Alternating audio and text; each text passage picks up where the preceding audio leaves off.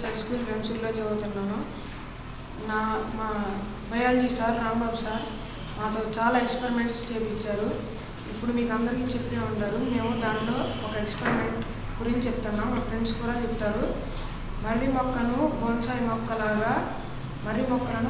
మొక్కలతో కలిపి చేస్తున్నాం.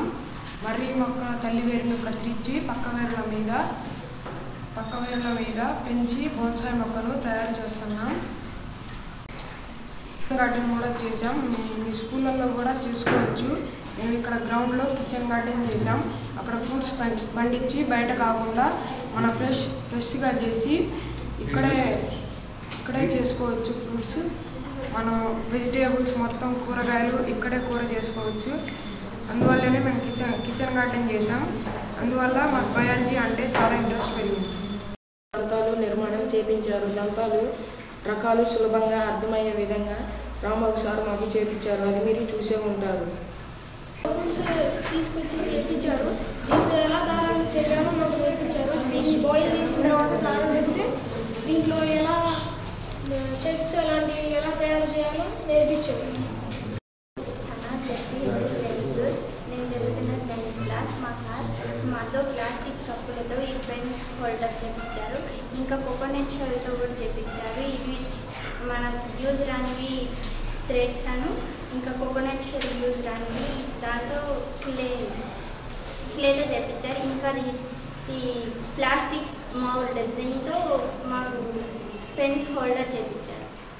బయాలజీకి సంబంధించినటువంటి చాలా రకాలైనటువంటి అంశాన్ని మనం విద్యార్థుల్లో డెవలప్ చేయాలి అంటే మన చుట్టుపక్కల దొరికేటటువంటి చాలా రకాలైనటువంటి పనికిరానటువంటి మెటీరియల్స్ని ఉపయోగించి విద్యార్థుల్లో వివిధ రకాలైనటువంటి అంశాన్ని మనం సులభంగా బోధించవచ్చు. మనకి ఒక ఆలోచన ఉన్నట్లయితే, మనసు ఉన్నట్లయితే మార్గం ఉంటుంది అంటారు. సో కాబట్టి మనకి చుట్టుపక్కల ప్రతిదీ కూడా మనకి చూస్తూనే ఉంటాం, కానీ మనం ఉపయోగించము. అలాంటి వాటిని మనకి బయాలజీకి సంబంధించినటువంటి ఏ కాన్సెప్ట్ బోధించడానికి ఉపయోగపడుతుందని మనం ఒక్కసారి ఆలోచించినట్లయితే విద్యార్థులు సులభంగా బోధించవచ్చు.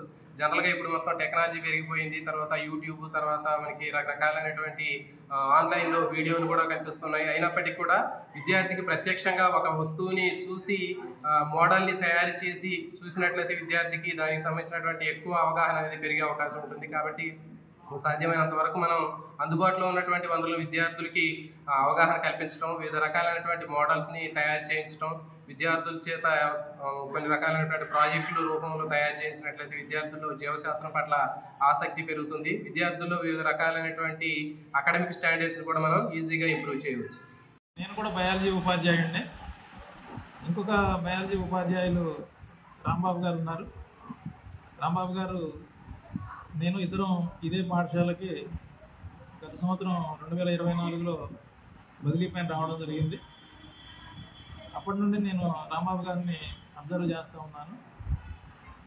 పిల్లల ఎడల, తర్వాత క్లాస్ రూమ్లో కానివ్వండి, తర్వాత క్లాస్ రూమ్ బయట కానివ్వండి, బయాలజీకి సంబంధించినటువంటి కృత్యాలు చేయడంలో కానివ్వండి, తర్వాత మోడల్స్ తయారు చేయడం కానివ్వండి, ప్రత్యేక కాన్సన్ట్రేషన్తో వాటినన్నింటినీ రూపొందించడం జరుగుతూ ఉంది. అందులో భాగంగానే గతంలో బయాలజీకి ప్రత్యేకంగా ఒక ల్యాబొరేటరీ ఉండేది కాదు. కానీ రాంబాబు గారు వచ్చిన తర్వాత ఒక రూమ్ని ప్రత్యేకంగా బయాలజీ ల్యాబొరేటరీ కోసం తయారు చేసి దాన్ని బయాలజీ మ్యూజియంగా గత సంవత్సరం మేము ఓపెన్ చేయడం జరిగింది. అందులో రాంబాబు గారు తయారు చేసినటువంటి, పిల్లల చేత తయారు చేయించినటువంటి వివిధ రకాల మోడల్స్ కానీ, వర్కింగ్ మోడల్స్ కానీ, తర్వాత గోడలపైనటువంటి పోస్టర్స్ కానివ్వండి, అన్నీ కూడా తయారు చేసి వాటిని ఎగ్జిబిషన్ లాగా ప్రదర్శించడం జరుగుతూ ఉంది.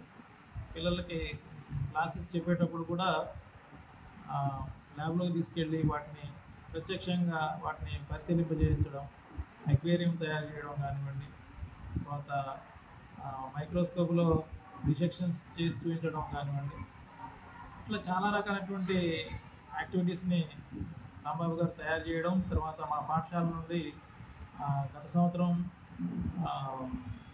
ఫిబ్రవరి 28వ తేదీ నాడు హైదరాబాద్లో పవర్ పాయింట్ ప్రజెంటేషన్ అటువంటి చేసి సారు అందులో సావనీరులో కూడా మా పాఠశాల సార్ తయారు చేసినటువంటి కృత్యాలు అవన్నీ కూడా ప్రింట్ అవ్వడం, అవన్నీ కూడా మాకు పాఠశాల గర్వంగా మేము భావిస్తూ ఉన్నాం.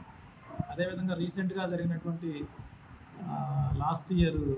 లాస్ట్ మంత్ అంటే మే 31 నాడు హైదరాబాద్లో pollution control board Telangana state వాళ్ళు నిర్వహించినటువంటి ప్రోగ్రాంలో కూడా సారు ప్రజెంటేషన్ చేయడం జరిగింది. ఇందులో కూడా ముగ్గురు అంటే స్కూల్ లెవెల్లో ముగ్గురు సెలెక్ట్ అయ్యారు. అందులో మా పాఠశాల కూడా ప్రథమ స్థానంలో నిలవడం మాకు చాలా గర్వంగా భావిస్తాము. ఈ సందర్భంగా స్కూల్లో పాఠశాలలో ఉన్నటువంటి రాంబాబు గారిని, బయాలి సార్ని ప్రత్యేకంగా నేను అభినందిస్తా ఉన్నా. అది గర్వంగా కూడా చెప్పుకుంటా ఉన్నాం. మా పాఠశాల జూన్ 3వ తారీఖు నాడు మేము ఖమ్మం మీటింగ్కి వెళ్ళినప్పుడు డిఓ గారిని కూడా కలవడం జరిగింది. డిఓ గారు కూడా ఈ సందర్భంగా రాంబాబు గారిని అభినందించడం జరిగింది. తర్వాత మొన్న మా పాఠశాలకు జూన్ 12వ తేదీ నాడు పాఠశాల రీఓపెనింగ్ డే రోజు ఎమ్మెల్యే గారు వచ్చారు. మా స్కూల్ రీఓపెనింగ్ రోజు వచ్చి ఆ రోజు ఎమ్మెల్యే గారి చేతి మీదుగానే మన పాఠ్య పుస్తకాలు, తర్వాత నోట్ పుస్తకాలు, యూనిఫామ్స్ అన్నీ కూడా మేము మేడం గారి చేతుల మీదుగానే పిల్లలకి ఇప్పించడం జరిగింది. ఆ రోజు కూడా ఈ విషయం తెలిసి రాంబాబు గారిని ప్రత్యేకంగా మేడం కూడా ఎమ్మెల్యే గారు అభినందించడం జరిగింది. ఈ సందర్భంగా సార్కి మరొకసారి ప్రత్యేకంగా నేను ధన్యవాదాలు తెలియజేస్తా ఉన్నా. ఇండియా పాకిస్తాన్ తాజా అప్డేట్స్ కోసం డౌన్లోడ్ చేసుకోండి RTV లైవ్ యాప్.